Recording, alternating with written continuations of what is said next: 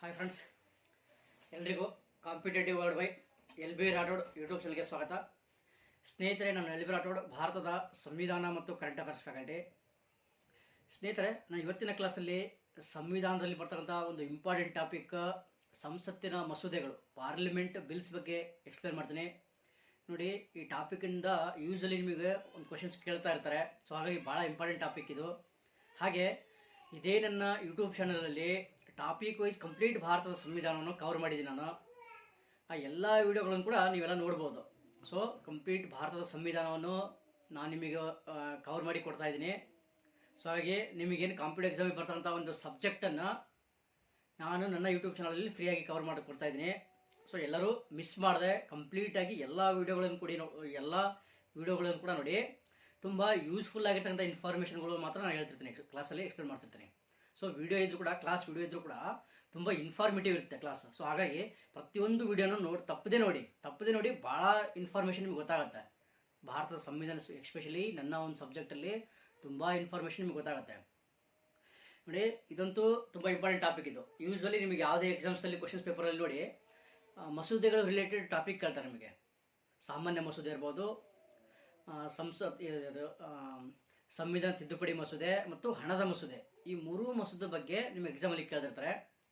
So ನಾನು ಈ ಮಸೂದೆಯನ್ನು ಎಕ್ಸ್ಪ್ಲೇನ್ ಮಾಡೋಕ್ಕಿಂತ ಮುಂಚೆ ಈ ಟಾಪಿಕಲ್ಲಿ ಬರ್ತಕ್ಕಂಥ ಬೇಸಿಕ್ ಇನ್ಫಾರ್ಮೇಷನ್ ಹೇಳ್ತೀನಿ, ಬೇಸಿಕ್ ಇನ್ಫಾರ್ಮೇಷನ್. ಆಮೇಲೆ ನಾನು ಈ ಮಸೂದೆಗಳ ಡಿಫ್ರೆನ್ಸನ್ನು ಎಕ್ಸ್ಪ್ಲೇನ್ ಮಾಡ್ತೀನಿ. ನೋಡಿ, ಮಸೂದೆ ಅಂದರೆ ಕಾನೂನು ರಚಿಸುವ ಒಂದು ಪ್ರಕ್ರಿಯೆ ಅಂತ ಹೇಳ್ತೀವಿ ನಾವು. ಮಸೂದೆ ಅಂದರೆ ಕಾನೂನು ರಚಿಸುವ ಪ್ರಕ್ರಿಯೆ, ಅಂದರೆ ಒಂದು ಡ್ರಾಫ್ಟ್ ಡಾಕ್ಯುಮೆಂಟ್ ಅಂತ ಕರಿತೀವಿ ನಾವು. ಮಸೂದೆ ಅಂದರೆ ಏನಾಗುತ್ತೆ, ಈ ಮಸೂದನ್ನು ಎರಡೂ ಸದನಗಳಲ್ಲಿ ಅಂದರೆ ಲೋಕಸಭೆ ಮತ್ತು ರಾಜ್ಯಸಭೆಯಿಂದ ಪಾಸಾಗಿ ರಾಷ್ಟ್ರಪತಿ ಸಹಿ ಆದಾಗ ಕಾನೂನಾಗುತ್ತೆ ಇದು. ಸೊ ನಾವು ಅದನ್ನು ಆ ಕಾನೂನನ್ನು ಪಾಲಿಸಬೇಕಾಗತ್ತೆ. For example, motor amendment bill ಇರುತ್ತೆ. ಈಗ ಎಷ್ಟೋ ಮೋಟಾರ್ ಅಮೆಂಡ್ಮೆಂಟ್ ಕಾಯ್ದೆಗಳು ಕಾನೂನುಗಳಿದ್ದಾವೆ.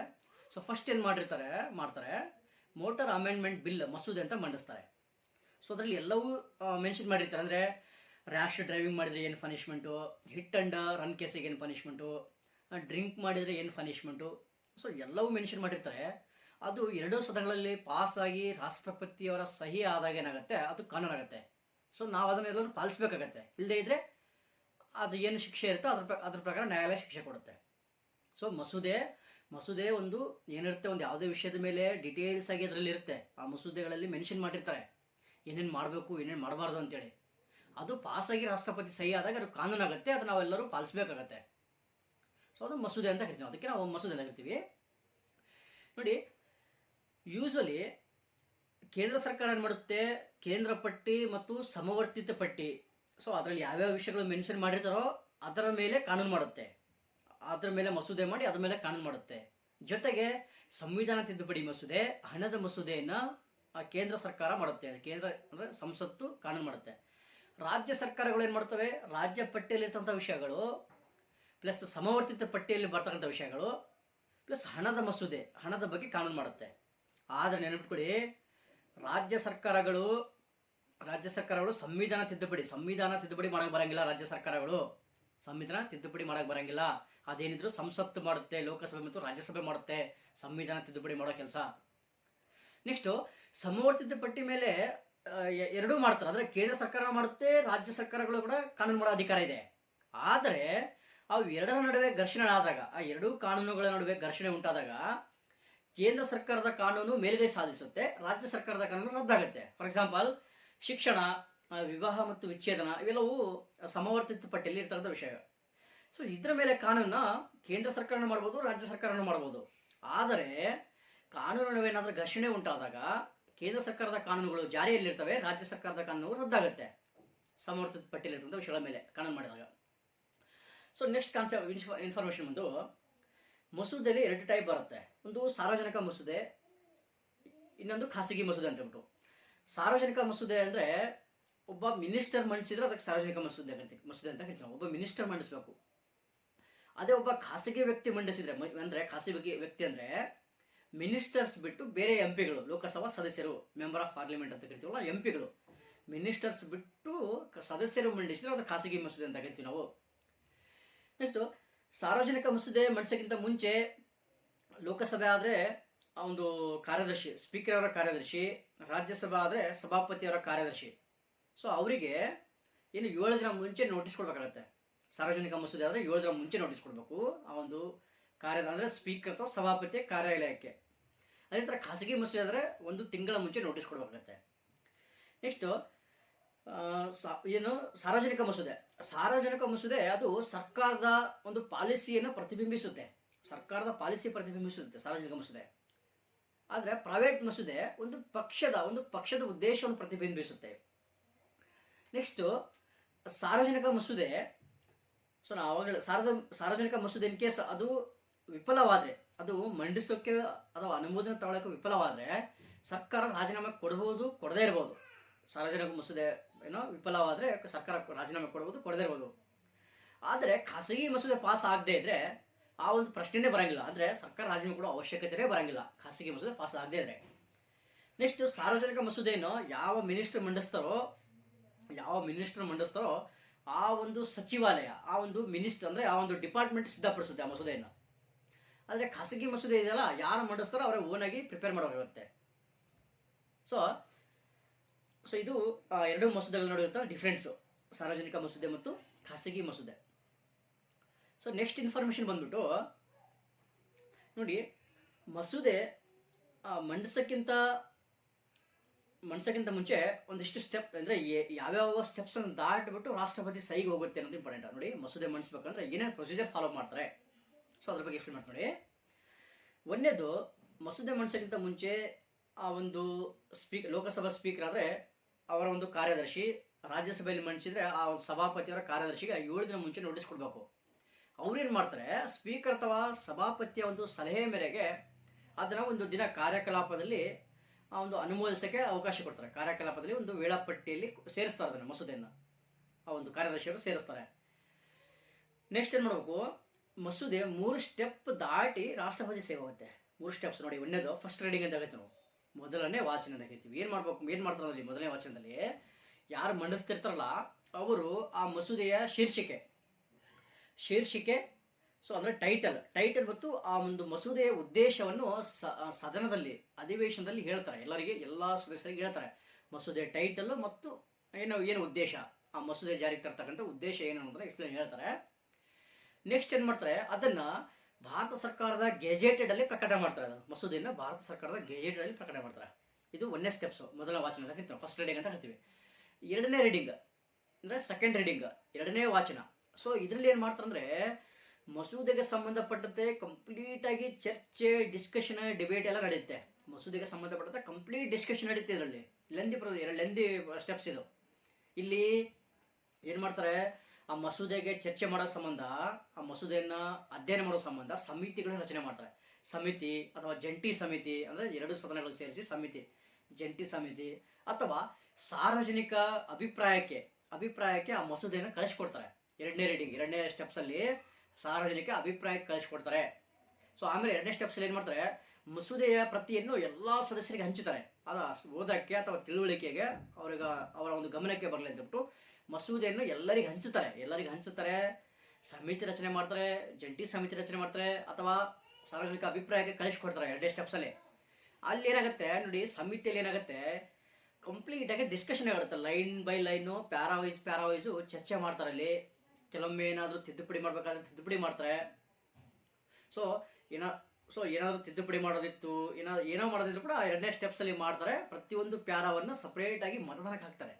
ಸಪ್ರೇಟಾಗಿ ಒಂದು ಅಂಗೀಕಾರ ಮಾಡ್ತಾರೆ ಪ್ರತಿಯೊಂದು ಪ್ಯಾರಾನ್ನು 2ನೇ ಸ್ಟೆಪ್ಸಲ್ಲಿ. ಆಮೇಲೆ 3ನೇ ಸ್ಟೆಪ್ಸಲ್ಲಿ ಇದಕ್ಕೆ 3ನೇ ಅಂದರೆ ಥರ್ಡ್ ರೀಡಿಂಗ್, 3ನೇ ವಾಚನ. ಇದರಲ್ಲಿ ಏನು ಮಾಡ್ತಾರೆ, ಮಸೂದೆಯನ್ನು ಸದನದ ಬಹುಮತಕ್ಕೆ, ಅಂದರೆ ಅದನ್ನು ಪಾಸ್ ಮಾಡೋಕ್ಕೆ ಯಾವ ಮೆಜಾರಿಟಿಯಿಂದ ಪಾಸ್ ಮಾಡಬೇಕು ಆ ಮೆಜಾರಿಟಿಯಿಂದ ಪಾಸ್ ಮಾಡೋಕ್ಕೆ ಮತಕ್ಕೆ ಹಾಕ್ತಾರೆ. 3ನೇ ಸ್ಟೆಪ್ಸಲ್ಲಿ ಮತಕ್ಕೆ ಹಾಕ್ತಾರೆ. ಸೊ ಅಲ್ಲಿ ಏನಾಗುತ್ತೆ, ಅದು ಯಾವ ಮೆಜಾರಿಟಿಯಿಂದ ಪಾಸ್ ಮಾಡಬೇಕು ಅದನ್ನು ಪಾಸ್ ಮಾಡಿಬಿಟ್ಟು ಏನು ಮಾಡ್ತಾರೆ, ಇನ್ನೊಂದು ಸದನಕ್ಕೆ ಕಳಿಸ್ಕೊಡ್ತಾರೆ. ಇನ್ನೊಂದು ಸದನಕ್ಕೆ ಹೋಗುತ್ತೆ. ಸೊ ಇನ್ನೊಂದು ಸದನ ಕೂಡ ಇದೇ ಥರ 3 ಸ್ಟೆಪ್ಸ್, ಈ 3 ಸ್ಟೆಪ್ಸ್ ಫಾಲೋ ಮಾಡಿ ಆಮೇಲೆ ಏನು ಮಾಡ್ತಾರೆ, ರಾಷ್ಟ್ರಪತಿಯು ಸಹಿಗೆ ಹೋಗುತ್ತೆ. ರಾಷ್ಟ್ರಪತಿ ಸಹಿ ಮಾಡಿದ್ರೆ ಅದು ಕಾನೂನಾಗಿ ಜಾರಿಗೆ ಬರುತ್ತೆ. ಸೊ ಅದನ್ನೆಲ್ಲರೂ ನಮ್ಮ ದೇಶದಲ್ಲಿ ನಾವು ಪಾಲಿಸಬೇಕಾಗತ್ತೆ. ಇದು ಒಂದು ಮಸೂದೆ ಪಾಸ್ ಮಾಡೋ ಸ್ಟೆಪ್ಸ್ ಇದು. ಸೊ ನೆಕ್ಸ್ಟ್ ಬಂದ್ಬಿಟ್ಟು ಮೇನ್ ಟಾಪಿಕ್ ಏನು ಈ ಒಂದು ಸಬ್ಜೆಕ್ಟ್, ಈ ಒಂದು ಟಾಪಿಕ್ನ ಕೋರ್ ಕಂಟೆಂಟ್ ಅಂತ ಕರಿತೀವಿ ನಾವಲ್ಲ, ಮೇನ್ ಎಕ್ಸಾಮಲ್ಲಿ ಕೇಳ್ತಕ್ಕಂಥ ಇನ್ಫಾರ್ಮೇಷನ್. ಸೊ ಅದನ್ನು ನಾನು ಈಗ ಎಕ್ಸ್ಪ್ಲೇನ್ ಮಾಡ್ತೀನಿ ನೋಡಿ. ಸೊ ನಿಮಗೆ ಎಕ್ಸಾಮಲ್ಲಿ ಯೂಶಲಿ ಸಾಮಾನ್ಯ ಮಸೂದೆ, ಸಂವಿಧಾನ ತಿದ್ದುಪಡಿ ಮಸೂದೆ ಮತ್ತು ಹಣದ ಮಸೂದೆ, ಮನಿ ಬಿಲ್, ಸೊ ಈ ಬಿಲ್ಗಳ ಬಗ್ಗೆ ನಿಮಗೆ ಎಕ್ಸಾಮಲ್ಲಿ ಕೇಳ್ತಾರೆ ನೋಡಿ. ಸಂವಿಧಾನ ತಿದ್ದುಪಡಿ ಮಸೂದೆ ಅಂದರೆ ಸಂವಿಧಾನದಲ್ಲಿ ಒಂದು ಏನಾದರೂ ಉಲ್ಲೇಖ ಮಾಡಿರ್ತಾರೆ. ಸೊ ಅದು ಮೂಲ ಸಂವಿಧಾನದಲ್ಲಿ ಒಂದು ಏನಾದರೂ ಉಲ್ಲೇಖ ಮಾಡಿರ್ತಾರೆ, ಅದನ್ನ ಏನಾದರೂ ಚೇಂಜಸ್ ಮಾಡಬೇಕು. ಚೇಂಜಸ್ ಅಂದರೆ ಆ ವಿಷಯವನ್ನು ಸ್ವಲ್ಪ ಬದಲಾವಣೆ ಮಾಡಬೇಕು, ಅಥವಾ ಅದನ್ನು ರದ್ದು ಮಾಡಬೇಕು, ಅಥವಾ ಅದಕ್ಕೆ ಇನ್ನೊಂದು ಏನಾದರೂ ಸೇರಿಸಬೇಕು. ಸೊ ಅದಕ್ಕೆ ನಾವು ಸಂವಿಧಾನ ತಿದ್ದುಪಡಿ ಮಸೂದೆ ಅಂತ ಕರಿತೀವಿ. ಹಣದ ಮಸೂದೆ ಅಂದರೆ ಆರ್ಟಿಕಲ್ 110 ಅಡಿಯಲ್ಲಿ ಬಜೆಟ್ ಇರ್ಬೋದು, ಅಥವಾ ಟ್ಯಾಕ್ಸ್ ಇರ್ಬೋದು, ಅಥವಾ ಸಾಲಕ್ಕೆ ಸಂಬಂಧಪಟ್ಟಂತೆ ಹಣದ ವಿಷಯ ಅಂದರೆ ಮೇಯ್ನಾಗಿ ಯಾವ್ಯಾವ ಅಂದರೆ ಬಜೆಟ್ ರಿಲೇಟೆಡು, ಟ್ಯಾಕ್ಸು, ಸಾಲ, ಇದನ್ನು ನಾವು ಹಣದ ಮಸೂದೆ ಅಂತ ಕರಿತೀವಿ ನಾವು. ಆರ್ಟಿಕಲ್ 110 ಹಣದ ಮಸೂದೆ ಬರುತ್ತೆ. ಇನ್ನೊಂದು ಹಣಕಾಸಿನ ಮಸೂದೆ ಅಂತ ಬರುತ್ತೆ. ಈ ಥರ ಎಲ್ಲ ಹಣಕಾಸಿನ ವಿಷಯಗಳು ಹಣಕಾಸಿನ ಮಸೂದೆಯಲ್ಲಿ ಬರುತ್ತೆ. ಫೈನಾನ್ಷಿಯಲ್ ಬಿಲ್ ಅಂತ ಕರಿತೀವಿ ನಾವು, ಅದು ಬೇರೆ.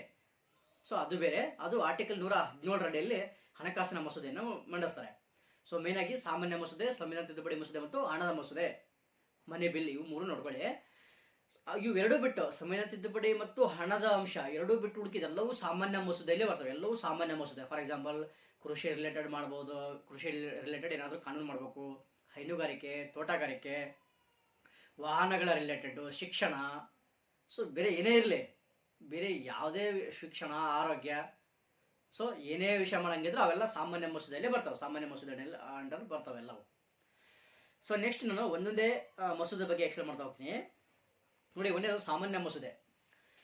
ಸಾಮಾನ್ಯ ಮಸೂದೆ ಅಂದರೆ ಸಾಮಾನ್ಯ ಮಸೂದೆಯನ್ನು ಯಾವುದೇ ಸದನದಲ್ಲಿ ಪಾಸ್ ಮಾಡ್ಬೋದು. ಅಂದರೆ ಅದನ್ನು ಫಸ್ಟ್ ಲೋಕಸಭೆಯಲ್ಲಾದರೂ ಮಂಡನೆ ಮಾಡ್ಬೋದು, ಅಥವಾ ರಾಜ್ಯಸಭೆಯಲ್ಲಾದರೂ ಮಂಡನೆ ಮಾಡ್ಬೋದು. ನೆನಪಿಟ್ಕೊಳ್ಳಿ ಕರೆಕ್ಟಾಗಿ. ನಾನು ಏನು ಹೇಳ್ತಾ ಇದ್ದೀನೋ ಕರೆಕ್ಟಾಗಿ ಎಲ್ಲ ಇನ್ಫಾರ್ಮೇಷನ್ ಭಾಳ ಇಂಪಾರ್ಟೆಂಟ್ ಇದು. ಸೊ ಇಂಪಾರ್ಟೆಂಟ್ ನಿಮಗೂ ಗೊತ್ತಾಗಲಿ ಅನ್ನೋ ಉದ್ದೇಶಕ್ಕೆ ನಾನು ಕ್ಲಾಸ್ ಮಾಡ್ತಿರೋದು. ಸೊ ನಿಮಗೆ ಈ ಸಬ್ಜೆಕ್ಟಲ್ಲಿ ನನಗೇನು ಗೊತ್ತಿದೋ ಅದು ನಿಮಗೆ ತಿಳಿಸ್ಬೇಕು, ಆ ಉದ್ದೇಶಕ್ಕೆ ನಾನು ಕ್ಲಾಸ್ ಮಾಡ್ತಿರೋದು ನೋಡಿ. ಸಾಮಾನ್ಯ ಮಸೂದೆಯನ್ನು ಯಾವುದಾದ್ರೂ ಸದನದಲ್ಲಿ ಮಂಡಿಸ್ಬೋದು. ನಿಮಗೆ ಎಕ್ಸಾಮಲ್ಲಿ ಹೆಂಗೆ ಬೇಕೋ ಹಂಗೆ ಟೆಸ್ಟ್ ಮಾಡ್ತಾರೆ. ಈಗ ಸಬ್ಜೆಕ್ಟನ್ನು ತುಂಬ ಡೆಪ್ತಾಗಿ ನೀವು ಅರ್ಥ ಮಾಡ್ಕೋಬೇಕಾಗತ್ತೆ. ಎಕ್ಸಾಮ್ ಪಾಸ್ ಆಗಬೇಕು ಅಂದರೆ ನೀವು ಬರೀ ಮೇಲೆ ನೋಡ್ಕೊಂಡು ಹೋದ್ರೆ ಸಾಕಾಗಲ್ಲ. ಆ ಸಬ್ಜೆಕ್ಟನ್ನು ಕಂಪ್ಲೀಟಾಗಿ ಒಂದು ಡೆಪ್ತ್ ನಾಲೆಡ್ಜ್ ಬೇಕಾಗತ್ತೆ. ನಿಮಗೆ ಡೆಪ್ತ್ ನಾಲೆಡ್ಜ್ ಇರಬೇಕಾಗತ್ತೆ ನೋಡಿ. ಸಾಮಾನ್ಯ ಮಸೂದೆಯನ್ನು ಯಾವುದಾದ್ರೂ ಸದನದಲ್ಲಿ ಮಂಡಿಸ್ಬೋದು. ಅಂದರೆ ಲೋಕಸಭೆ ಇರ್ಬೋದು, ರಾಜ್ಯಸಭೆಯಲ್ಲಿ ಮಂಡಿಸ್ಬೋದು.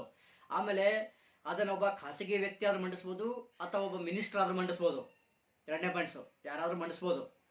ನೆಕ್ಸ್ಟ್ ಅದನ್ನು ಮಂಡಿಸೋಕ್ಕಿಂತ ಮುಂಚೆ ರಾಷ್ಟ್ರಪತಿಯವರ ಅನುಮತಿ ಪಡೆಯುವ ಅವಶ್ಯಕತೆ ಇಲ್ಲ. ಮಂಡಿಸೋಕ್ಕಿಂತ ಮುಂಚೆ ರಾಷ್ಟ್ರಪತಿಯವರೊಂದು ಪೂರ್ವಾನುಮತಿ ಪಡೆಯುವ ಅವಶ್ಯಕತೆ ಇಲ್ಲ, ನೆನಪಿಟ್ಕೊಳ್ಳಿ. ಸೊ ನೆಕ್ಸ್ಟ್ ಅದು ಲೋಕಸಭೆಯಿಂದ ರಾಜ್ಯಸಭೆಗೆ ಹೋದಾಗ ರಾಜ್ಯಸಭೆ ಆ ಸಾಮಾನ್ಯ ಮಸೂದೆಯನ್ನು ಏನು ಮಾಡ್ಬೋದು ಅಂದರೆ ತಿರಸ್ಕಾರ ಮಾಡ್ಬೋದು, ಅಥವಾ ತಿದ್ದುಪಡಿ ಸೂಚಿಸಿ ವಾಪಸ್ ಕಳಿಸ್ಬೋದು ಲೋಕಸಭೆಗೆ, ಅಥವಾ ಹಾಗೆ ಪಾಸ್ ಮಾಡ್ಬೋದು. ಏನು ಬೇಕಾದ್ರೆ ಮಾಡ್ಬೋದು. ರಾಜ್ಯಸಭೆ ಸಾಮಾನ್ಯ ಮಸೂದೆಗೆ ತಿದ್ದುಪಡಿ ಮಾಡ್ಬೋದು, ತಿರಸ್ಕಾರ ಮಾಡ್ಬೋದು, ಏನು ಬೇಕಾದ್ರೆ ಮಾಡ್ಬೋದು. ಅಥವಾ 6 ತಿಂಗಳ ತನಕ ಹಾಗೆ ಇಟ್ಕೋಬೋದು. ಅದನ್ನು 6 ತಿಂಗಳ ತನಕ ಒಂದು ಮಸೂದೆಯನ್ನು 6 ತಿಂಗಳ ತನಕ ಹಾಗೆ ಇಟ್ಕೊಂಡಾಗ ಏನಾಗುತ್ತೆ, ಅಲ್ಲಿ ಸಂವಿಧಾನಿಕ ಬಿಕ್ಕಟ್ಟು ಸ್ಟಾರ್ಟ್ ಆಗುತ್ತೆ. ಸಂವಿಧಾನಿಕ ಬಿಕ್ಕಟ್ಟು ಸ್ಟಾರ್ಟ್ ಆದಾಗ ಏನಾಗುತ್ತೆ, ರಾಷ್ಟ್ರಪತಿಯವರು ಏನು ಮಾಡ್ತಾರೆ, ಜಂಟಿ ಅಧಿವೇಶನವನ್ನು ಕರೀತಾರೆ. ಯಾರು ಕರೀತಾರೆ? ರಾಷ್ಟ್ರಪತಿಯವರು ಕರೀತಾರೆ. ಆ ಜಂಟಿ ಅಧಿವೇಶನದ ಅಧ್ಯಕ್ಷತೆಯನ್ನು ಯಾರು ವಹಿಸ್ತಾರೆ? ಲೋಕಸಭೆ ಸ್ಪೀಕರ್. ಲೋಕಸಭೆ ಸ್ಪೀಕರ್ ಜಂಟಿ ಅಧಿವೇಶನದ ಅಧ್ಯಕ್ಷರನ್ನು ವಹಿಸ್ತಾರೆ. ಆ ಜಂಟಿ ಅಧಿವೇಶನ ಅಂದರೆ ಲೋಕಸಭೆ ಮತ್ತು ರಾಜ್ಯಸಭೆ ಎರಡೂ ಸದಸ್ಯರು ಒಂದೇ ಕಡೆ ಸೇರ್ತಾರೆ ಆ ಬಿಲ್ ಪಾಸ್ ಮಾಡೋ ಸಂಬಂಧ. ಸೊ ಸೇರಿದಾಗ ಏನಾಗುತ್ತೆ, ಆ ಜಂಟಿ ಅಧಿವೇಶನದಲ್ಲಿ ಆ ಮಸೂದೆಯನ್ನು ಸರಳ ಬಹುಮತದಿಂದ ಪಾಸ್ ಮಾಡ್ತಾರೆ.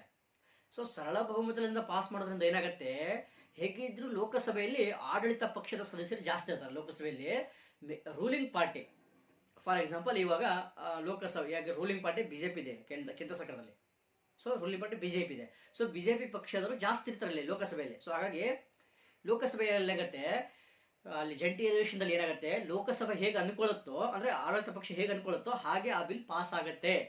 ಯಾಕಂದ್ರೆ ಸರಳ ಬಹುಮತದ ಮೂಲಕ ಪಾಸ್ ಆಗೋದ್ರಿಂದ ಲೋಕಸಭೆಯಲ್ಲಿ ಒಂದು ಪಕ್ಷದ ಸ್ಟ್ರೆಂತ್ ಜಾಸ್ತಿ ಇರುತ್ತೆ. ಸೊ ಅವ್ರು ಹೇಗೆ ಅನ್ಕೊಳ್ತಾರೆ ಹಾಗೆ ಪಾಸ್ ಆಗುತ್ತೆ ಅವರು. ಸೊ ಒಟ್ಟು 6 ತಿಂಗಳ ತನಕ ಮಾತ್ರ ರಾಜ್ಯಸಭೆ ಇಟ್ಕೊಳ್ಳುತ್ತೆ. ಜಂಟಿ ಅಧಿವೇಶನ ನಡೆಯುತ್ತೆ. ಜಂಟಿ ಅಧಿವೇಶನ ರಾಷ್ಟ್ರಪತಿಯವರು ಕರೀತಾರೆ. ಅದರ ಅಧ್ಯಕ್ಷತೆಯನ್ನು ಸ್ಪೀಕರ್, ಲೋಕಸಭೆ ಸ್ಪೀಕರ್ ವಹಿಸ್ತಾರೆ. ಆ ಜಂಟಿ ಅಧಿವೇಶನದಲ್ಲಿ ಆ ಮಸೂದೆಯನ್ನು ಸರಳ ಬಹುಮತದಿಂದ ಪಾಸ್ ಮಾಡ್ತಾರೆ. ಸೊ ಇದಿಷ್ಟು ಇದ್ರ ಬಗ್ಗೆ ನೆನಪಿಟ್ಕೋಬೇಕು. ಆಮೇಲೆ ಇಲ್ಲಿ ಏನಾಗುತ್ತೆ, ನೆಕ್ಸ್ಟ್ ಈ ಸಾಮಾನ್ಯ ಮಸೂದೆಯನ್ನು ಯಾವುದೇ ಇರಲಿ, ಯಾವುದೇ ವಿಷಯದ ಮೇಲೆ ಸಾಮಾನ್ಯ ಮಸೂದೆ ಮಾಡಿದರೆ ಅವನ್ನೆಲ್ಲವನ್ನ ಕೇವಲ ಸರಳ ಬಹುಮತದ ಮೂಲಕ ಮಾತ್ರ ಪಾಸ್ ಮಾಡ್ತಾರೆ ನೆನಪಿಟ್ಕೊಳ್ಳಿ. ಆಮೇಲೆ ಎರಡೂ ಸದನಗಳಲ್ಲಿ ಪಾಸ್ ಆಗಿ ರಾಷ್ಟ್ರಪತಿಯವರು ಸಹಿ ಹೋದಾಗ ರಾಷ್ಟ್ರಪತಿಯವರು ಏನು ಮಾಡ್ಬೋದು ಈ ಸಾಮಾನ್ಯ ಮಸೂದೆ ಅಂದ್ರೆ, ಒಂದು ಸಹಿ ಮಾಡ್ಬೋದು, ಅನುಮೋದನೆ ಕೊಡ್ಬೋದು, ಅಥವಾ ತಿರಸ್ಕಾರ ಮಾಡ್ಬೋದು, ಅಥವಾ ಮರುಪರಿಶೀಲನೆಗೆ ಒಮ್ಮೆ ಕಳಿಸ್ಬೋದು. ಅದನ್ನ ಅಧಿವೇಶನ ಸದನಕ್ಕೆ ಮರುಪರಿಶೀಲನೆಗೆ ಒಮ್ಮೆ ಕಳಿಸ್ಬೋದು. ನೋಡಿ, ಏನಾರ ಮಾಡ್ಬೋದು, ಸಹಿ ಮಾಡ್ಬೋದು, ತಿರಸ್ಕಾರ ಮಾಡ್ಬೋದು, ಮರುಪರಿಶೀಲನೆಗೆ ವಾಪಸ್ ಕಳಿಸ್ಬೋದು ಸಾಮಾನ್ಯ ಮಸೂದೆಗೆ. ಇದೆಷ್ಟೇ ನೆನ್ಕೊಳ್ಳಿ. ಸೊ ನೆಕ್ಸ್ಟ್ ಸಂವಿಧಾನ ತಿದ್ದುಪಡಿ ಮಸೂದೆ, ಎರಡನೇದು ಇಂಪಾರ್ಟೆಂಟ್, ಸಂವಿಧಾನ ತಿದ್ದುಪಡಿ ಮಸೂದೆ. ಸೊ ನೋಡಿ, ಸಂವಿಧಾನ ತಿದ್ದುಪಡಿ ಮಸೂದೆನ ಯಾವುದೇ ಸದನದಲ್ಲಿ, ಇದನ್ನು ಕೂಡ ಯಾವುದೇ ಸದನದಲ್ಲಿ ಪಾಸ್ ಮಾಡ್ಬೋದು. ಅಂದರೆ ಸ್ಟಾರ್ಟಿಂಗ್ ಮಂಡನೆ ಮಾಡ್ಬೋದು. ಅಂದರೆ ಲೋಕಸಭೆಯಲ್ಲಿ ಆದ್ರೂ ಮಂಡಿಸ್ಬೋದು ಅಥವಾ ರಾಜ್ಯಸಭೆಯಲ್ಲಿ ಆದ್ರೂ ಮಂಡಿಸ್ಬೋದು. ನೆಕ್ಸ್ಟ್ ಇದನ್ನೊಬ್ಬ ಮಿನಿಸ್ಟರ್ ಆದ್ರೂ ಮಂಡಿಸ್ಬೋದು ಅಥವಾ ಒಬ್ಬ ಖಾಸಗಿ ವ್ಯಕ್ತಿ ಆದ್ರೂ ಮಂಡಿಸ್ಬೋದು. ನೆನಪಿಕೊಳ್ಳಿ, ಒಬ್ಬ ಮಿನಿಸ್ಟರ್ ಆದ್ರೂ ಮಂಡಿಸ್ಬೋದು, ಒಬ್ಬ ಖಾಸಗಿ ವ್ಯಕ್ತಿ ಆದ್ರೂ ಮಂಡಿಸ್ಬೋದು. ಆಮೇಲೆ ಇದನ್ನು ಯಾವುದಾದ್ರೂ ಸದನದಲ್ಲಿ ಮಂಡಿಸ್ಬೋದು. ಆಮೇಲೆ ಮಂಡಿಸೋಕ್ಕಿಂತ ಮುಂಚೆ ರಾಷ್ಟ್ರಪತಿಯವರ ಪೂರ್ವಾನುಮತಿ ಪಡೆಯುವ ಅವಶ್ಯಕತೆ ಇಲ್ಲ. ನೆನಪಿಕೊಳ್ಳಿ, ಪಡೆಯುವ ಅವಶ್ಯಕತೆ ಇಲ್ಲ. ನೆನಪಿಟ್ಕೊಳ್ಳಿ, ಇದನ್ನು ಕೂಡ ಅವಶ್ಯಕತೆ ಇಲ್ಲ. ಆಮೇಲೆ ಸಂವಿಧಾನ ತಿದ್ದುಪಡಿ ಮಸೂದೆನ ಆರ್ಟಿಕಲ್ 368 ಪ್ರಕಾರ ಮಾಡ್ತಾರೆ. ಆರ್ಟಿಕಲ್ 368 ಪ್ರಕಾರ ವಿಶೇಷ ಬಹುಮತದಿಂದ, ಅಂದ್ರೆ ಹಾಜರಿದ್ದು ಮತ ನೀಡುವವರ ಸಂಖ್ಯೆ 2/3 ಇಂದ ಪಾಸ್ ಮಾಡ್ತಾರೆ. ಸಂವಿಧಾನ ತಿದ್ದುಪಡಿ ಮಸೂದೆ ಅಂದ್ರೆ ಆರ್ಟಿಕಲ್ 368 ಪ್ರಕಾರ ಮಾಡ್ತಾರೆ. ಅದು ವಿಶೇಷ ಬಹುಮತದಿಂದ ಪಾಸ್ ಮಾಡಿದಕ್ಕೆ ಅದಕ್ಕೆ ನಾವು ಸಂವಿಧಾನ ತಿದ್ದುಪಡಿ ಮಸೂದೆ ಅಂತ ಕರಿತೀವಿ. ಆರ್ಟಿಕಲ್ 368 ಪ್ರಕಾರ ಸಂವಿಧಾನ ತಿದ್ದುಪಡಿ ಮಸೂದೆ ಅಂತ ಕರಿತೀವಿ. ಸೊ ಇದನ್ನ ನೋಡಿ, ಒಂದು ನೆನಪಿಕೊಳ್ಳಿ, ಸಂವಿಧಾನ ತಿದ್ದುಪಡಿ ಮಸೂದೆನ ವಿಶೇಷ ಬಹುಮತದಿಂದ ಪಾಸ್ ಮಾಡ್ತಾರೆ ಒಂದು, ಪ್ಲಸ್ ವಿಶೇಷ ಬಹುಮತದ ಜೊತೆಗೆ ಅರ್ಧ ರಾಜ್ಯಕ್ಕಿಂತ ಹೆಚ್ಚಿನ ಅನುಮತಿ, ರಾಜ್ಯಗಳಿಗೆ ಸಂಬಂಧಪಟ್ಟಂತೆ ಏನಾದ್ರು ಇತ್ತಂದ್ರೆ, ಒಕ್ಕೂಟ ವ್ಯವಸ್ಥೆಗೆ ಸಂಬಂಧಪಟ್ಟಂತೆ ಏನಾದಿತ್ತಂದ್ರೆ ವಿಶೇಷ ಬಹುಮತದ ಜೊತೆಗೆ ಅರ್ಧಕ್ಕಿಂತ ಹೆಚ್ಚಿನ ರಾಜ್ಯಗಳ ಒಪ್ಪಿಗೆಯಿಂದ ಮಾಡ್ತಾರೆ, ಸಂವಿಧಾನ ತಿದ್ದುಪಡಿಯನ್ನು ಪಾಸ್ ಮಾಡ್ತಾರೆ. ನೆಕ್ಸ್ಟ್ ಕೆಲವೊಂದನ್ನ ಸರಳ ಬಹುಮತದಿಂದ ಪಾಸ್ ಮಾಡ್ತಾರೆ. 3 ತರ ಪಾಸ್ ಮಾಡ್ತಾರೆ ಇಲ್ಲಿ, ನೆನಪುಕೊಳ್ಳಿ. ವಿಶೇಷ ಬಹುಮತ ಪ್ಲಸ್ ಅರ್ಧಕ್ಕಿಂತ ರಾಜ್ಯಗಳ ಒಪ್ಪಿಗೆ ಪ್ಲಸ್ ಸರಳ ಬಹುಮತ. ಬಟ್ ಆದರೆ ಈ ಸರಳ ಬಹುಮತದಿಂದ ಪಾಸ್ ಮಾಡ್ತಾರಲ್ಲ, ಅದನ್ನು ನಾವು ಆರ್ಟಿಕಲ್ 368 ಪ್ರಕಾರ ಅದನ್ನು ಸಂವಿಧಾನ ತಿದ್ದುಪಡಿ ಅಂತ ಕರೆಯಂಗಿಲ್ಲ. ಆರ್ಟಿಕಲ್ 368 ಪ್ರಕಾರ ಕರೆಯಂಗಿಲ್ಲ. ಅದು ಮಾತ್ರ ನೀವು ನೆನಪಿಕೊಳ್ಳಿ. ಅದು ಕೂಡ ಮಾಡ್ತಾರೆ, ಸಂವಿಧಾನದಲ್ಲಿ ಬರ್ತಕ್ಕಂಥ ವಿಷಯವನ್ನು ಎಲ್ಲ ಥರ ಮೆಜಾರಿಟಿಯಿಂದ ಪಾಸ್ ಮಾಡ್ತಾರೆ. ಬಟ್ ಅದು ಆರ್ಟಿಕಲ್ 368 ಪ್ರಕಾರ ವಿಶೇಷ ಬಹುಮತದಿಂದ ಅನ್ನಂಗಿಲ್ಲ. ಅದೊಂದು ಪಾಯಿಂಟ್ಸ್ ನೆನಪಿಕೊಳ್ಳಿ. ನೆಕ್ಸ್ಟ್, ಇದನ್ನ ರಾಷ್ಟ್ರಪತಿಯವರ ಅನುಮತಿ ಪಡೆಯುವ ಅವಶ್ಯಕತೆ ಇಲ್ಲ, ಯಾರಾದರೂ ಮಂಡಿಸ್ಬೋದು ಮತ್ತು ಯಾವುದೇ ಸದನದಲ್ಲೂ ಮಂಡಿಸ್ಬೋದು. ನೆಕ್ಸ್ಟ್, ಇದನ್ನ ಒಂದು ಸದನ ಪಾಸ್ ಆಗಿ ಇನ್ನೊಂದು ಸದನ ಪಾಸ್ ಮಾಡಲಿಲ್ಲ ಅಂದ್ರೆ ಇದು ಸಂವಿಧಾನ ತಿದ್ದುಪಡಿ ಮಸೂದೆ ಮಾಡಕ್ಕೆ ಬರಂಗಿಲ್ಲ. ಯಾಕಂದ್ರೆ ಇಲ್ಲಿ ಜಂಟಿ ಅಧಿವೇಶನ ಕರೆಯ ಇದಿಲ್ಲ, ಇಲ್ಲಿ ಏನು ರೂಲ್ಸ್ ಇಲ್ಲ, ಜಂಟಿ ಅಧಿವೇಶನ ಕರೆಯ ರೂಲ್ಸ್ ಇಲ್ಲ. ಹಾಗಾಗಿ ಎರಡೂ ಸದನಗಳು ಸಪ್ರೇಟ್ ಆಗಿ ಪಾಸ್ ಮಾಡ್ಬೇಕಿಲ್ಲಿ, ಪಾಸ್ ಮಾಡಬೇಕು. ಏನಾಗುತ್ತೆ, ಒಂದು ಪಾಸ್ ಮಾಡಿ ಒಂದು ಪಾಸ್ ಆಗದೆ ಇದ್ರೆ ಅದು ಮತ್ತೊಮ್ಮೆ ಪಾಸ್ ಮಾಡಬೇಕಾಗುತ್ತೆ. ಎರಡೂ ಸದನಗಳು ವಿಶೇಷ ಬಹುಮತದಿಂದ ಪಾಸ್ ಮಾಡ್ಬೇಕು. ಇದನ್ನ ಸಂವಿಧಾನ ತಿದ್ದುಪಡಿ ಮಸೂದೆನ ಎರಡೂ ಸದನಗಳು ವಿಶೇಷ ಬಹುಮತದಿಂದ ಪಾಸ್ ಮಾಡಿದಾಗ ರಾಷ್ಟ್ರಪತಿಯರಿಗೆ ಹತ್ರ ಹೋಗುತ್ತೆ. ಸೊ ರಾಷ್ಟ್ರಪತಿಯರು ಏನು ಮಾಡ್ಬೋದು ಅಂದ್ರೆ ಈ ಸಂವಿಧಾನ ತಿದ್ದುಪಡಿ ಮಸೂದೆನ ಕಡ್ಡಾಯವಾಗಿ ಸಹಿ ಮಾಡಲೇಬೇಕು. ನೆನಪಿಟ್ಕೊಳ್ಳಿ, ಕಡ್ಡಾಯವಾಗಿ ಸಹಿ ಮಾಡಲೇಬೇಕು. ಸೊ ತಿರಸ್ಕಾರನೂ ಮಾಡಂಗೆ ಬರಂಗಿಲ್ಲ ಅಥವಾ ವಾಪಸ್ಸು ಕಳ್ಸಕ್ಕೆ ಬರಂಗಿಲ್ಲ, ಸಹಿ ಮಾಡಲೇಬೇಕು. ನೆನಪಿಟ್ಕೊಳ್ಳಿ, ಇದನ್ನು ಸಹಿ ಮಾಡಲೇಬೇಕು ಸಂವಿಧಾನ ತಿದ್ದುಪಡಿ ಮಸೂದೆಯನ್ನು. ಆಮೇಲೆ ಸಂವಿಧಾನ ತಿದ್ದುಪಡಿ ಮಸೂದೆಯನ್ನು ರಾಜ್ಯ ಶಾಸಕಾಂಗಗಳು, ರಾಜ್ಯ ಸರ್ಕಾರಗಳು ಮಾಡಕ್ಕೆ ಬರಂಗಿಲ್ಲ. ಇದನ್ನು ಕೇಳಿದ್ರು ಸಂಸತ್ತು ಮಾಡಬೇಕು ಸಂವಿಧಾನ ತಿದ್ದುಪಡಿ ಮಸೂದೆಯನ್ನು. ಈ ಪಾಯಿಂಟ್ಸ್ಗಳು ನೆನಪಿಟ್ಕೊಳ್ಳಿ. ಇಲ್ಲಿ ಜಂಟಿ ಅಧಿವೇಶನ ಕರೆಯಕ್ಕೆ ಬರಂಗಿಲ್ಲ. ಆಮೇಲೆ ವಿಶೇಷ ಬಹುಮತದಿಂದ ಮಾಡಬೇಕು. ಆರ್ಟಿಕಲ್ 368 ಪ್ರಕಾರ ಮಾಡ್ತಾರೆ ಸಂವಿಧಾನ ತಿದ್ದುಪಡಿ ಮಸೂದೆನ. ಸೊ ನೆಕ್ಸ್ಟ್ ಬಂದ್ಬಿಟ್ಟು ಹಣದ ಬಿಲ್, ಮನಿ ಬಿಲ್. ಸೊ ಮನಿ ಬಿಲ್ ಬಗ್ಗೆ ಹೇಳ್ತೀನಿ ನೋಡಿ. ಮನಿ ಬಿಲ್ ನೋಡಿ, ಕರೆಕ್ಟಾಗಿ ನೆನಪಿಡಿ. ಮನಿ ಬಿಲ್ಲನ್ನ ಕೇವಲ ಲೋಕಸಭೆಯಲ್ಲೇ ಮಾತ್ರ ಮಂಡಿಸ್ಬೇಕು. ನೆನಪಿಕೊಳ್ಳಿ, ರಾಜ್ಯಸಭೆಯಲ್ಲಿ ಜಾಸ್ತಿ ಅಧಿಕಾರ ಇರಂಗಿಲ್ಲ. ಮನಿ ಬಿಲ್ ಸಂಬಂಧಪಟ್ಟಂತೆ, ಹಣದ ಬಿಲ್ಲಿಗೆ ಸಂಬಂಧಪಟ್ಟಂತೆ ರಾಜ್ಯಸಭೆಗೆ ಜಾಸ್ತಿ ಏನೋ ಅಧಿಕಾರಕ್ಕೆ ಇರಂಗಿಲ್ಲ. ನಾನು ಹೇಳ್ತೀನಿ ನೋಡಿ. ಸೊ ಒಂದೇದು ಇದನ್ನು ಲೋಕಸಭೆಯಲ್ಲೇ ಮಂಡಿಸ್ಬೇಕು. ಆಮೇಲೆ ಮಂಡಿಸೋಕ್ಕಿಂತ ಮುಂಚೆ ರಾಷ್ಟ್ರಪತಿಯವರ ಪೂರ್ವಾನುಮತಿ ಪಡಿಬೇಕು. ನೆನಪಿಕೊಳ್ಳಿ, ರಾಷ್ಟ್ರಪತಿಯವರ ಪೂರ್ವಾನುಮತಿ ಪಡಿಬೇಕು, ಲೋಕಸಭೆಯಲ್ಲೇ ಮಂಡಿಸ್ಬೇಕು. ಆಮೇಲೆ ಒಬ್ಬರು ಮಿನಿಸ್ಟರ್ ಮಾತ್ರ ಮಂಡಿಸ್ಬೇಕು. ಇದನ್ನ ಖಾಸಗಿ ವ್ಯಕ್ತಿ ಮಂಡಿಸ ಬರಂಗಿಲ್ಲ, ಒಬ್ಬ ಮಿನಿಸ್ಟರ್ ಮಾತ್ರ ಮಂಡಿಸ್ಬೇಕು. ಸೊ ಆಮೇಲೆ ಲೋಕಸಭೆಯಿಂದ ರಾಜ್ಯಸಭೆಗೆ ಹೋದಾಗ ರಾಜ್ಯಸಭೆ ನೋಡಿ ಚರ್ಚೆ ಮಾಡ್ಬೋದು. ಈ ಹಣದ ಮಸೂದೆ ಹಣದ ಬಿಲ್ ಸಂಬಂಧಪಟ್ಟ ಚರ್ಚೆ ಮಾಡ್ಬೋದು. ಆದರೆ ಅನುದಾನಕ್ಕೆ ಬೇಡಿಕೆ ಇಡಕ್ಕೆ ಬರಂಗಿಲ್ಲ. ರಾಜ್ಯಸಭೆಯಲ್ಲಿ ಅನುದಾನಕ್ಕೆ ಬೇಡಿಕೆ ಇಡಕ್ಕೆ ಬರಂಗಿಲ್ಲ. ಆಮೇಲೆ ತಿದ್ದುಪಡಿ ಸೂಚಿಸಂಗಿಲ್ಲ. ಹಣದ ಮೇಲೆ ಬೇಡಿಕೆ ಇಡಂಗಿಲ್ಲ. ಜಸ್ಟ್ ಚರ್ಚೆ ಮಾಡ್ಬೋದು ಅಷ್ಟೇ, ಚರ್ಚೆ ಮಾಡ್ಬೋದು. ತಿದ್ದುಪಡಿ ಮಾಡಕ್ಕೆ ಬರಂಗಿಲ್ಲ, ಮತ್ತು ರಿಜೆಕ್ಟ್ ಮಾಡಕ್ಕೆ ಬರಂಗಿಲ್ಲ. ಮತ್ತು ರಾಜ್ಯಸಭೆ ರಿಜೆಕ್ಟ್ ಮಾಡಕ್ಕೆ ಬರಂಗಿಲ್ಲ, ತಿದ್ದುಪಡಿ ಮಾಡೋಕ್ಕೂ ಬರಂಗಿಲ್ಲ, ರಿಜೆಕ್ಟ್ ಮಾಡಕ್ಕೆ ಬರಂಗಿಲ್ಲ. ಚರ್ಚೆ ಮಾತ್ರ ಮಾಡ್ಬೋದು. ಆಮೇಲೆ ಅಥವಾ 14 ದಿನ ಮಾತ್ರ ಇಟ್ಕೊಳಕ್ಕೆ ಬರುತ್ತೆ ನೋಡಿ. ಕೇವಲ 14 ದಿನ ಮಾತ್ರ ರಾಜ್ಯಸಭೆ ಇಟ್ಕೊಳಕ್ಕೆ ಬರುತ್ತೆ, ಬಿಟ್ಟರೆ ಬೇರೆ ಏನೂ ಮಾಡಕ್ಕೆ ಬರಂಗಿಲ್ಲ. ಸೊ ಲೋಕಸಭೆ ರಾಜ್ಯಸಭೆ ಏನಾದರೂ ಸೂಚಿಸಿದ್ರೆ, ಶಿಫಾರಸು ಮಾಡ್ಬೋದು. ಆದರೆ ತಿದ್ದುಪಡಿ ಮಾಡಕ್ಕೆ ಬರಂಗಿಲ್ಲ ಅಷ್ಟೇ. ಶಿಫಾರಸು ಮಾಡ್ಬೋದು, ತಿದ್ದುಪಡಿ ಮಾಡಕ್ಕೆ ಬರಂಗಿಲ್ಲ. ಸೊ ಲೋಕಸಭೆ ಏನು ಮಾಡ್ಬೋದು, ರಾಜ್ಯಸಭೆ ಶಿಫಾರಸು ಮಾಡೋದನ್ನ ಪರಿಗಣನೆಗೆ ತಗೋಬಹುದು, ತಗೊಳ್ಳದೇ ಇರ್ಬೋದು. ಅಥವಾ ಅವ್ರು 14 ರಾಜ್ಯಸಭೆ 14 ಇಟ್ಕೊಂಡ್ರೆ ಅವ್ರು ಪರಿಗಣನೆ ತಗೊಳಂಗಿಲ್ಲ. ಲೋಕಸಭೆ ಪಾಸ್ ಮಾಡಿದ್ರ ಅಂತ ಹೇಳ್ಬಿಟ್ಟು ಏನು ಮಾಡ್ತಾರೆ, ರಾಷ್ಟ್ರಪತಿ ಸಹಿಗೆ ಕಳಿಸ್ಕೊಡ್ತಾರೆ ರಾಜ್ಯಸಭೆ ಲೋಕಸಭೆ ರಾಜ್ಯಸಭೆ 14 ಮಾತ್ರ ಇಟ್ಕೋಬಹುದು. ಸೊ ಮತ್ತೆ ಶಿಫಾರಸು ಮಾಡ್ಬೋದು, ಬಿಟ್ರೆ ತಿದ್ದುಪಡಿ ಮಾಡಕ್ಕೆ ಬರಲ್ಲ, ರಿಜೆಕ್ಟ್ ಮಾಡಕ್ಕೆ ಬರಲ್ಲ. ನೆನ್ಪಿಟ್ಕೊಳ್ಳಿ, ಕಂಪ್ಲೀಟ್ ಅಧಿಕಾರ ಇರೋದು ಲೋಕಸಭೆಗೆ. ಸೊ ಆಮೇಲೆ ಈ ಮಸೂದೆ ಹಣದ ಮಸೂದೆ ಹೌದು ಅಲ್ಲ ಅನ್ನೋದನ್ನ ಡಿಸೈಡ್ ಮಾಡೋದು ಕೂಡ ಲೋಕಸಭೆ ಸ್ಪೀಕರ್. ಆಮೇಲೆ ಏನು ಮಾಡ್ತಾರೆ, ಈ ಮಸೂದೆಯನ್ನ ರಾಷ್ಟ್ರಪತಿಯವರ ಸಹಿ ಕಳಿಸ್ತಾರೆ. ರಾಷ್ಟ್ರಪತಿಯವರು ಸಹಿ ಕಳಿಸಿದಾಗ ರಾಷ್ಟ್ರಪತಿಯವರು ಏನು ಮಾಡ್ಬೋದು ಅಂದರೆ ನೋಡಿ, ಸಹಿ ಮಾಡ್ಬೋದು ಅಥವಾ ರಿಜೆಕ್ಟ್ ಮಾಡ್ಬೋದು, ತಿರಸ್ಕಾರ ಮಾಡ್ಬೋದು. ಹಣಕಾಸು ಮಸೂದೆ ನೆನಪಿಕೊಳ್ಳಿ ಕರೆಕ್ಟಾಗಿ, ಹಣಕಾಸು ಮಸೂದೆಯನ್ನು ಸಹಿ ಮಾಡ್ಬೋದು ಅಥವಾ ತಿರಸ್ಕಾರ ಮಾಡ್ಬೋದು. ಆದರೆ ಮರುಪರಿಶೀಲನೆಗೆ ಕಳಿಸ್ಕೊಡಕ್ಕೆ ಬರಂಗಿಲ್ಲ. ಯಾಕಂದರೆ ಮರುಪರಿಶೀಲನೆ ಕಳಿಸ್ಕೊಡಂಗಿಲ್ಲ. ಯಾಕಂದರೆ ರಾಷ್ಟ್ರಪತಿಯವರ ಅನುಮತಿ ಪಡೆದ್ಬಿಟ್ಟೆ ಅದನ್ನು ಮಂಡಿಸಿರ್ತಾರೆ ಲೋಕಸಭೆಯಲ್ಲಿ. ಹಾಗಾಗಿ ಮರುಪರಿಶೀಲನೆ ಕಳ್ಸಕ್ಕೆ ಬರಂಗಿಲ್ಲ. ಒಂದು ಸಹಿ ಮಾಡಬೇಕು, ಇಲ್ಲ ರಿಜೆಕ್ಟ್ ಮಾಡಬೇಕು. ರಿಜೆಕ್ಟ್ ಮಾಡಿದರೆ ಸರ್ಕಾರಕ್ಕೆ ಹಣ ಇರಂಗಿಲ್ಲ, ಆಡಳಿತ ನಡೆಸೋಕ್ಕೆ ಸರ್ಕಾರಕ್ಕೆ ಹಣ ಇರಂಗಿಲ್ಲ. ಸೊ ಸರ್ಕಾರ ರಾಜೀನಾಮೆ ಕೊಡಬೇಕಾಗುತ್ತೆ. ಹಣಕಾಸು ಮಸೂದೆ ಪಾಸ್ ಆಗದೇ ಇದ್ರೆ ಸರ್ಕಾರ ರಾಜೀನಾಮೆ ಕೊಡಬೇಕಾಗತ್ತೆ. ಸೊ ಹಾಗಾಗಿ ಯೂಶುವಲಿ ಏನಾಗುತ್ತೆ, ರಾಷ್ಟ್ರಪತಿ ಸಹಿ ಮಾಡ್ತಾರೆ ಇದಕ್ಕೆ. ಯಾಕಂದರೆ ಅವರ ಅನುಮತಿ ಪಡೆದ್ಬಿಟ್ಟೆ ಇದನ್ನು ಮಂಡಿಸಿರ್ತಾರೆ. ಸೊ ಹಾಗಾಗಿ ಹಣಕಾಸು ಮಸೂದೆಯನ್ನು ರಾಷ್ಟ್ರಪತಿಯವರು ಸಹಿ ಮಾಡ್ತಾರೆ.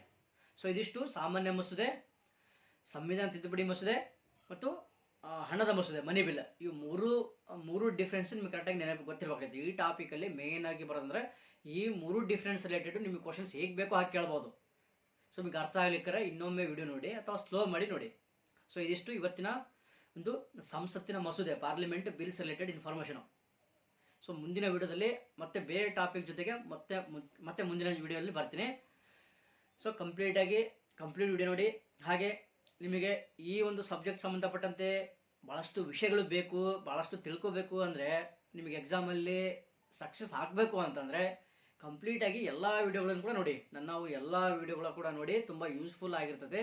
ಯೂಸ್ಫುಲ್ ಆಗೋ ಥರನೇ ನೀವು ಎಕ್ಸ್ಪ್ಲೇನ್ ಮಾಡಿರ್ತೀನಿ. ಸೊ ಇದಿಷ್ಟು ಇವತ್ತಿನ ಟಾಪಿಕು. ಧನ್ಯವಾದಗಳು.